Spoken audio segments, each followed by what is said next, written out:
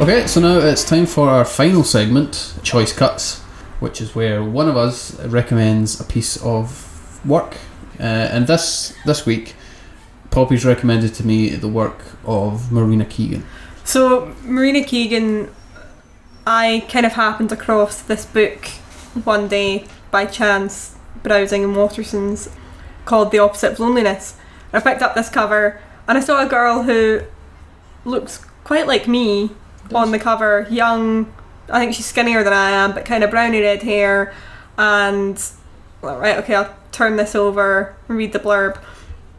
And it said that Marina Keegan was a Yale graduate in 2012. She graduated, I think, second in her class, and died tragically 5 days after graduation in a car crash.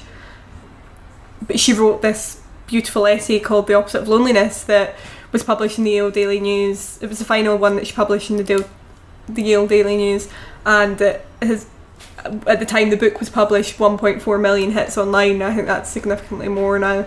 I've certainly viewed it like 25 or more times online despite having the book. And it's just this beautiful essay that kind of talks about that feeling of leaving somewhere. She talks about leaving Yale and leaving that safe kind of environment that she's been in and that everyone has been in. It's quite a collective feeling and what it's like to leave. So I was going to say, do you want to read about it? I would love to give some context. Well, why don't you pick it up a bit, because I know that you're doing an event in the next few weeks where you're going to be reading some of this essay. Yes. As part of it. So this will be a little rehearsal for you. Great. To give some context. I also used this essay at the end of my degree as a piece of performance because she writes in a way that I feel like I would like to write in, and it summed up essentially everything that I just felt about being at university and then the thought of leaving it. We don't have a word for the opposite of loneliness, but if we did, I could say that's what I want in life.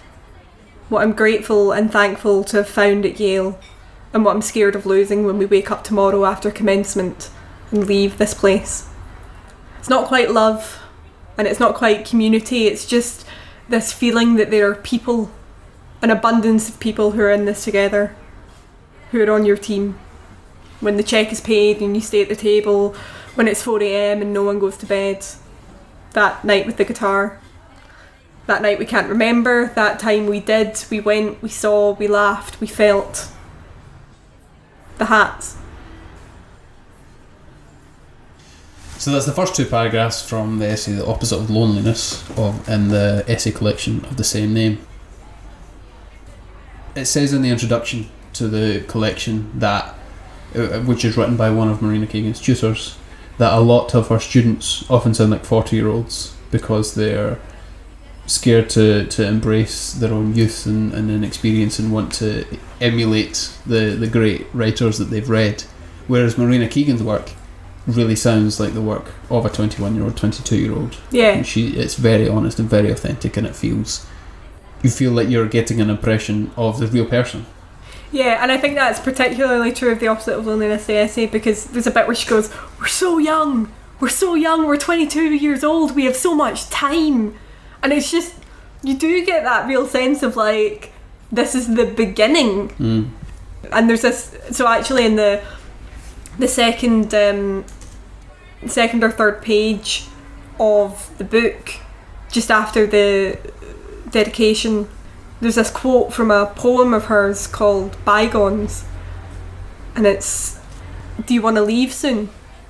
No, I want enough time to be in love with everything, and I cry because everything is so beautiful and so short. And when you just read that she's died, and then you read words like this, it's just, it hit me like a ton of bricks when I read that book. I was just so moved.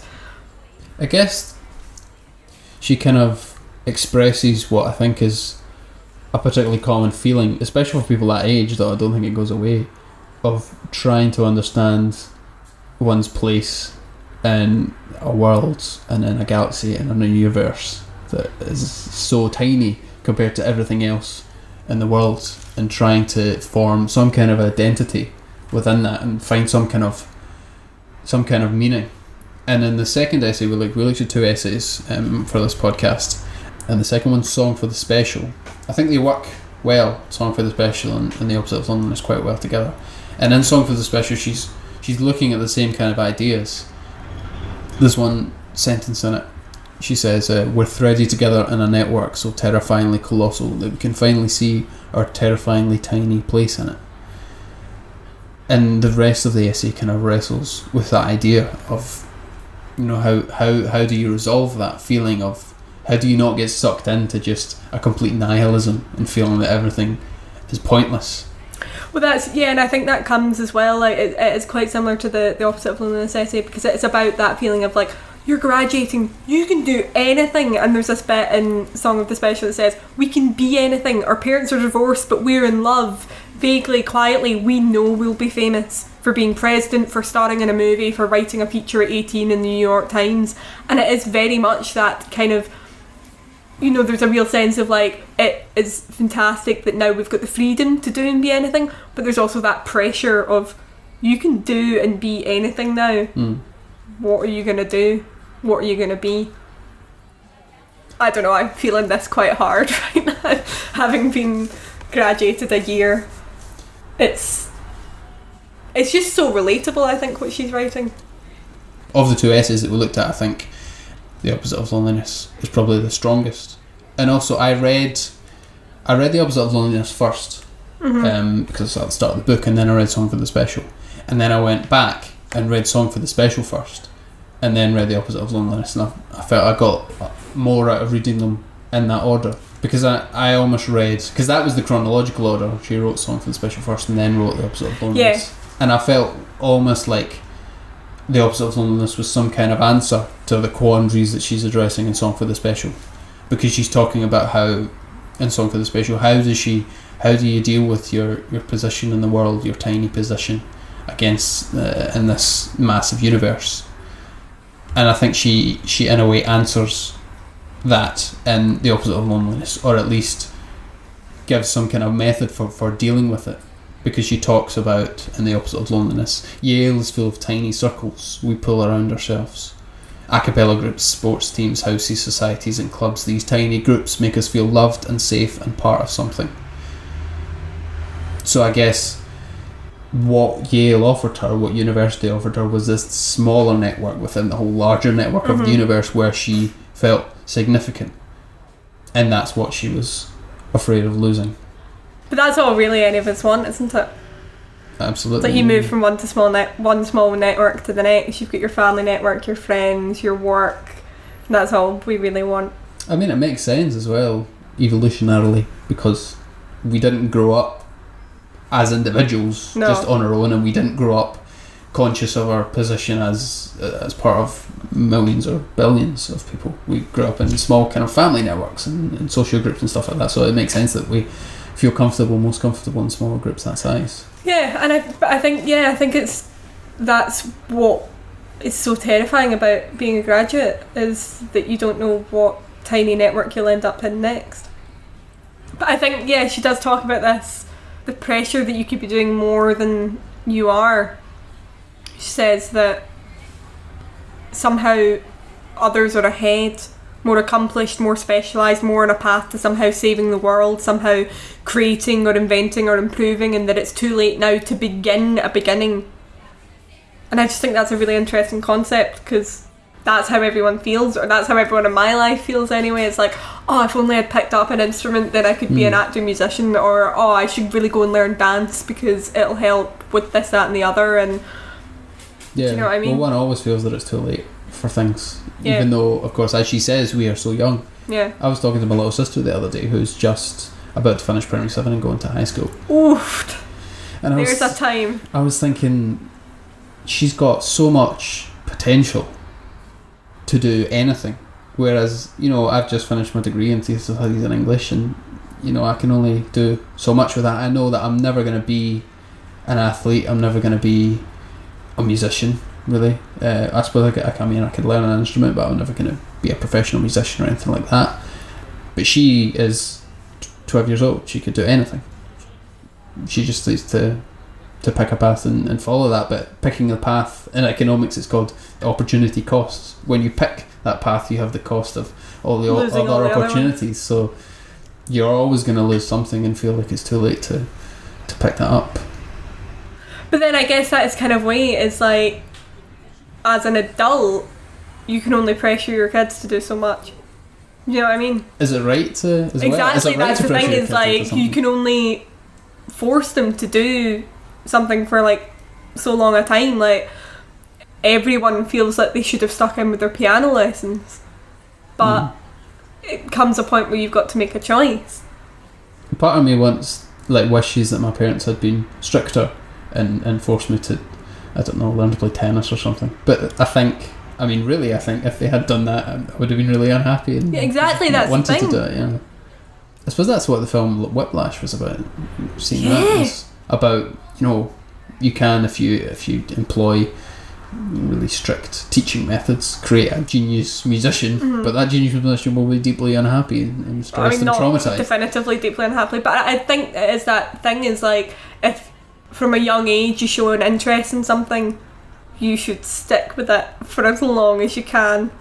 I think Beyonce is probably the prime example for me, is that she was interested in singing and being a performer, and her dad went, right, well, we're going in all in with this, and worked her as hard as ever.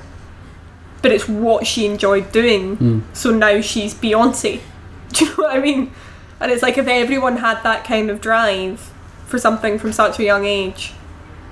Well, that's the kind of story of so many of the most extraordinary individuals in history. Mozart had parents who essentially forced him to play piano from a tiny, really young age. Michael Jackson, the Williams sisters in tennis. So these are the kind of ideas that I guess Marina Keegan is wrestling with.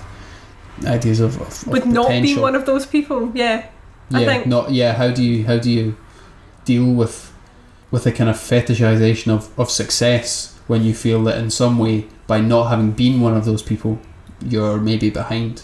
But then you could almost argue that she was one of those people and she just didn't realise it. She didn't have because I think that book is some of the best writing I've read ever. It totally gets me. There's one sentence I want to pick out that I think is really rich in Song for the Special. I've zoomed out my timeline to include the apocalypse, and religionless, I worship the potential for my own tangible trace. And there's a lot in there. But I like how because she talks elsewhere in the essay about the internet, and that the internet's part in this is kind of a reflection or expression of this network of millions of people. And she uses that as a kind of metaphor for looking at our own existential position in the universe. I've zoomed out my timeline to include the apocalypse. So she's using this kind of modern lingo of zooming out and Facebook timelines and things to talk about these existential issues of the apocalypse and the position of her life. And then she says, unreligionless, I worship the potential for my own tangible trace. I don't know, that reminded me of Nietzsche's comment that God is dead.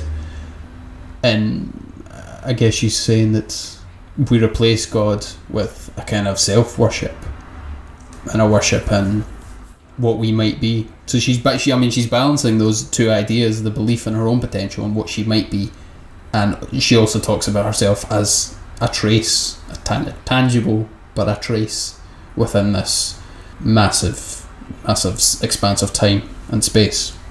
And what I find really interesting about her work is that she's got that one sentence which is full of so many big ideas that you've just detailed, and then 2 sentences down she says, there's a really good chance I'll never do anything. And that is so simple. Like, that is just a worry.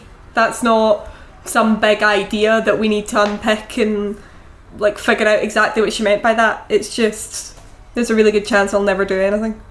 It's also so, I don't know, it kind of made me feel better about my own position.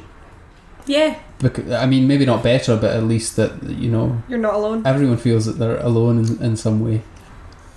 you know, we can look at these essays and say she's a remarkable writer, and we know that if she hadn't died, she would have gone on to be, you know, an extraordinary writer, and you know, goodness knows what she would have done, whether she would have stayed in essays and poetry or gone into something else. But I think whatever she would have done, she would have excelled at it, and we know that, and we can say it with confidence. But she says, you know, we see that she's got this worry that there's a really good chance I'll never do anything.